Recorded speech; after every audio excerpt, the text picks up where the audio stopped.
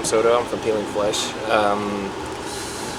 We're on the Get Rich Die Hard tour with Corpse Pile, Two Piece, Snuffed On Sight, Slime, and Bashed In on selective dates.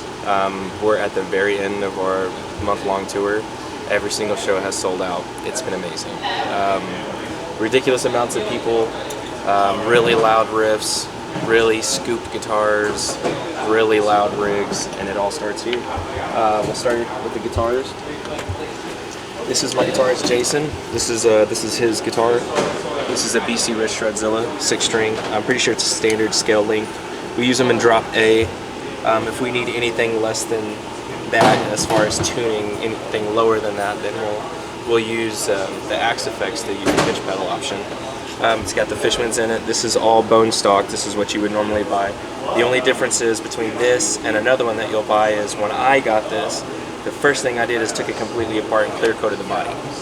I love the flat look, I love the satin look, I really do, but to tell you the truth, I'm a glossy guitarist man, my guitarist is a glossy guitarist man, so the first thing we did is we clear coated the headstock and the face of the body like they should have done, but they didn't.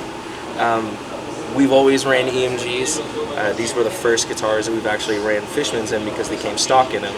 And so our rigs are dialed in for Fishman's, and now playing them.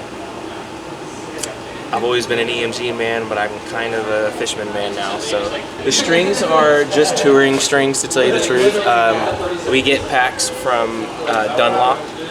We get large bulk, so that way we have enough for like 2 tours every time we buy some. I mean, we buy a ridiculous amount of strings. They're actually, it's a standard 46 to 10 gauge pack from here, and if it was a 7th string, we just do away with the 10. And so it's I'm pretty sure a 12 to 64. So 64 or 46, you know, your standard 46 to 10 gauge that you could buy at any Guitar Center.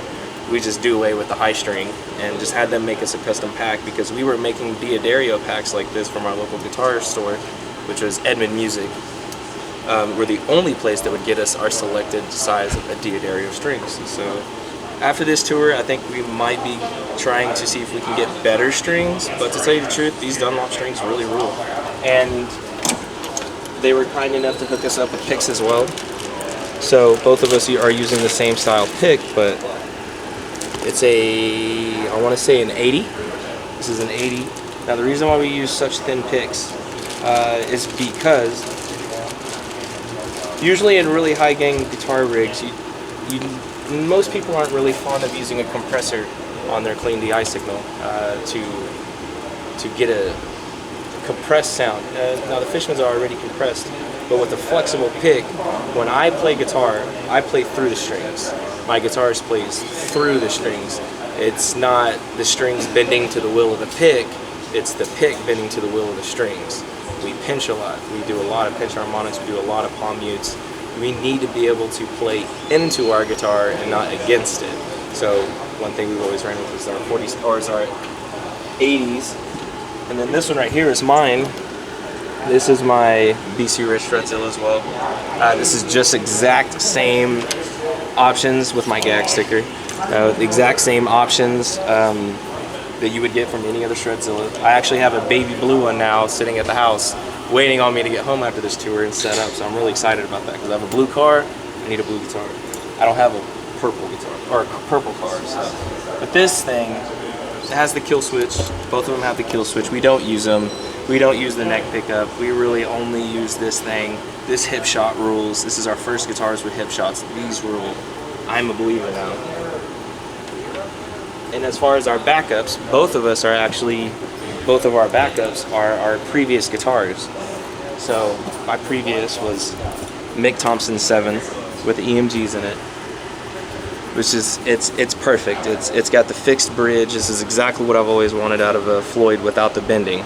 I block all my Floyds, but it's very bone stock. It's in drop A. Everything's in drop A. And then this is my guitarist Jason's pawn shop guitar, which is, it may be funny, a little $99, $150 guitar with no switch and no volume, or with no tone knob, but to tell you the truth, every Peeling Flesh song has been written on this guitar. Every single Peeling Flesh song has been written on this guitar, and not in drop A. It's probably in drop E or drop Z or something.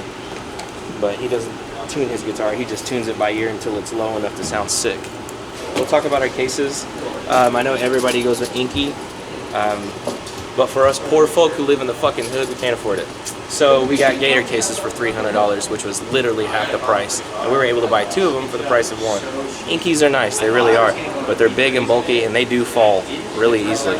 But these are shaped differently.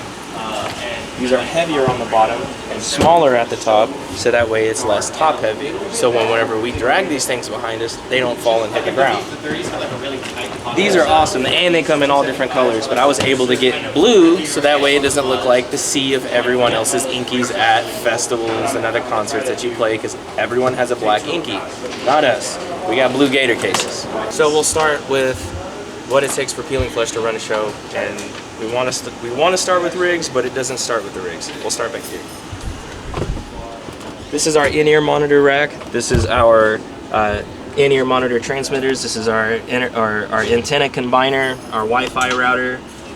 This is our stage splits. Now the reason for this is because down here is our backtrack module, 2 extra batteries for our guitar packs and stuff like that. But this is how a Peeling Flesh show has samples. This is how we all run off of click. This has 16 outputs. This is called a Cymatic LP16. This is running into here. This is the backup. The main one is over on Joey's drum module, but this right here will send a click to the rest of us. Now normally most people would run a MIDI cable to their MIDI rigs and start from there to be able to do all of their switching, but this is where Guitar World starts. It starts from here. This is a brain. This is a MIDI captain made from a nice guy named Wilson. This thing is 10 buttons plus an extra 2, or 8 buttons plus an extra 2. This is record, this is play, and these are anything that I would want it to be. And what we do, everything is on a click track throughout the set in 3 sections. The first section of the set is for about the first 8 songs. The second half is about for the next 6, and then the third section is for the last half. And what I do is I record this thing, sending MIDI signals to this Axe-Fx, and this Axe-Fx has a MIDI through on the backside, which is running to the other Axe-Fx. And this thing right here will turn on the tuner for both sides. It'll change our patches for both sides. I can hit record at the beginning of our set, and whenever we go to play live, we have 8 counts. 1, 2, 3, 4, play, 2, 3, 4 on this green button right here, not this one. I just don't want to press it yet. We hit it on the 5th button, and it'll automatically, from a pre-recorded jam session where we practice the set of me doing tap dancing, all I have to do is press play now, and both of our rigs will turn the tuners on in between songs, we'll change our patches in between songs, it'll change our tuning in between songs if we want them to, and turn our effects on, from phaser to a radio effect to our main to 2 different leads. This one is Jason's lead, which means that mine has no wet effects and his does. This one right here is mine, which means I have wet effects and he doesn't. And this one right here is our main tone. This one has our phaser, which is the most important thing we do in our set. And the radio tone, which is basically high cuts and low cuts and turns it into just a middle frequency. And then these right here are leads, but this right here turns everything to drop E. And from drop E to the next one, which is drop E with a phaser, because that's the only thing that matters. Alright, and so both of us take this MIDI signal, runs it into here, and what we're using this with right now is an Engel Powerball distortion section. That's it. We're only using this for effects and a distortion pedal, per se, because both of them are running into both of our VH5153s. And this mess back here, it looks like a mess, but all we're doing is using the effects loops. We're using the effects loops on both sides.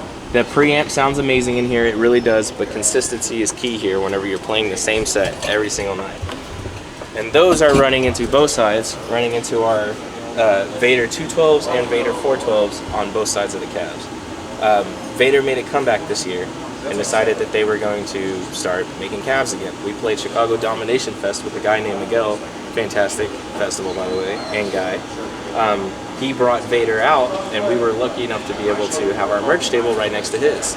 So when we played our set, he watched us play, had a conversation with us afterwards and said, I would love for you guys to be able to work together with me and get some Vader caps on your stage. Well, we played 2 kinds at that festival. He has 1 kind with Eminence speakers, which is these kinds. I don't know exactly which Eminence ones they are, but I'm pretty sure somebody will say in the comments. But these, a little bit beefier on the low end and a little bit of a lower mid cut. I don't know if that's me or maybe my EQ, but I can tell the difference between this and my V30s at home. His 2 versions are these with Eminence and then these with Celestion V30s. I love both of them. If I could run them both, I would like to split this cab, all V30s down this way and then all Eminence down this way, because both of these running in at 4 ohms coming out of the head, 4 ohms here, 4 ohms here. It is, the palm mutes rattle the stage. The palm mutes just crush everything. So when we get home, we're probably going to split these cabs. But either way, right now, I think Vader is our guitar cab sound. We played them all. We fucking hate Marshall. We wish festivals would stop putting Marshall cabs on their stage. And please start using something that's 8 ohms. I don't care what it is. It could be a crate cab. Just please something besides those Marshall 16 ohms. I know they sound good for some people, not us. But this is my rig, and then over here is an exact replica of the other side, except he doesn't have a pedal board, which means that he gets to live his life as free as he wants without tap dancing, and I'll just tap dance for both of us. But both of the rigs are exactly the same, 5153s, EL34s. I love them better than the 6L6s, and I love these better than the Stealth. There's nothing against them, it's just this is what works for us. Okay, so our Axe effects are running into the effects return, which means that none of these are being used except for presence and resonance on the back of the head. And for us, the only 2 things that change per venue are presence and resonance. Either more brightness or less brightness, more low end or less low end. That's the only thing that changes. Nothing else has to change. But everything else here just ain't being used. But this is Guitar World. Now, we'll take you to our AI section of bass. This is bass. The module Cymatic LP16 that I showed you on the back is sending a recorded bass DI signal of me with headphones on in my bedroom, playing the set like as if I was actually the bass player of the band. So it has all the nuances of terrible playing that I play when I play bass. And it runs here, running into the Axe effects. We have a very extensive little patch that we build here. Me and my vocalist D. D is a bassist first and then a vocalist. So we are very snobby bass tone nerds. And so whenever it comes to tone, me and him make bass tone. He knows it because he can play it, and I know it because I can mix it. So that runs into 2 carbon 410s. I want to say these are their BRX. Right there on the side, I guess you can see. They have carbon speakers. These hit. Yeah, 810s on both sides would be cool, but to tell you the truth, we're short people, except for D. So a short cab is really good on both sides of the stage. It really fills it all out. But that is string world, in-ear world, MIDI world, and then both of us are using the Shure wirelesses. There really isn't anything better. We've tried, we went cheaper, we got the X5 systems, we got all the other systems. They're really good until you're playing with big bands who have the big gear. And whenever you have the big gear, their signal will knock your little signal out for that device that you paid $100 for. So when we spent the money, that stopped happening. So we spent the money on the Shure wireless system.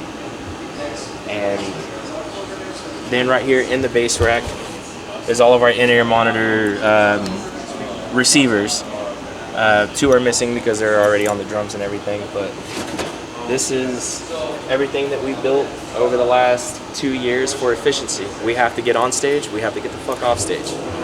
We gotta be quick, we gotta be efficient, we can't miss anything. So everything has to be the most compact version of itself. Because whenever you have a 15-minute changeover and a band has to get off stage, you have to get your stuff on stage and you have to be started in 15 minutes. The timer starts. And so everything has to be quick. This is the fastest way we figured out how to do it. We just dropped an album, the G Code just dropped in September. We've dropped a few music videos for that. If you haven't seen them, check them out. We got our heroes on the album. We really put a lot of heart and soul into this. Normally we don't really care. We'll just sit and write crazy riffs and call it a day, but whenever it came to the album, we said, let's do something like we ain't never done before. Take something just a little bit serious. We're going to be doing some extensive touring next year. We have some really big things ready for next year. We're ready to do it. Unique Leader is taking care of us, and we can't wait to get over to the UK and go to Europe. We're trying to go to Japan. I heard they're sending PlayStations. Trying to go to Indonesia, all of these places. And we're out here. But now it's time for us to go home.